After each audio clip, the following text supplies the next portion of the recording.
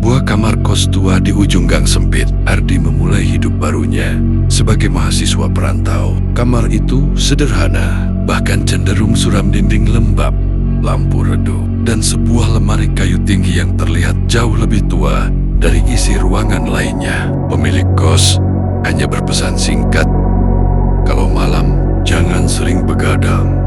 Ardi menganggap itu sekadar nasihat biasa. Hari-hari pertama berjalan normal, sampai suatu malam, sekitar pukul 2 dini hari, ia terbangun tanpa sebab. Bukan karena suara, tapi karena perasaan aneh, seperti ada yang mengawasinya dari dalam kamar. Ardi mencoba memejamkan mata lagi, namun rasa itu tidak hilang. Dengan ragu, ia membuka mata perlahan dan menatap ke arah lemari. Seketika tubuhnya kaku. Di atas lemari berdiri sosok putih terbungkus kain kafan. Diam, tidak bergerak, tapi jelas bukan manusia. Nafas Ardi tertahan. Ia menutup mata sekuat mungkin, berharap itu hanya halusinasi.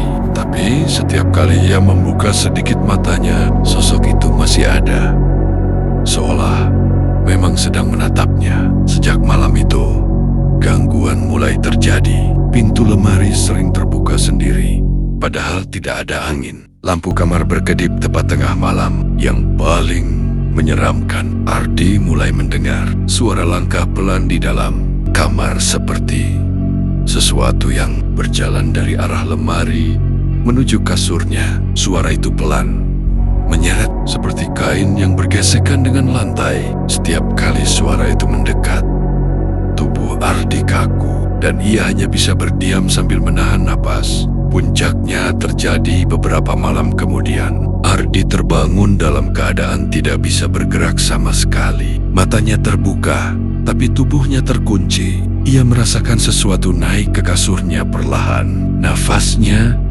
menjadi berat. Dengan sisa keberanian, ia memaksakan diri menoleh. Sosok itu sudah berada di sampingnya, sangat dekat. Dari balik kain yang membungkus kepalanya, terdengar suara lirih memanggil namanya. Pelan, tapi jelas. Keesokan harinya, Ardi memutuskan untuk pindah kamar. Ia bahkan sempat pulang ke rumah karena ketakutan. Namun hal yang paling mengerikan justru terjadi setelahnya. Di tempat baru saat ia mencoba tidur, perasaan diawasi itu kembali muncul. Dan ketika ia tanpa sadar menoleh ke arah lemari di kamar barunya, sosok itu masih ada.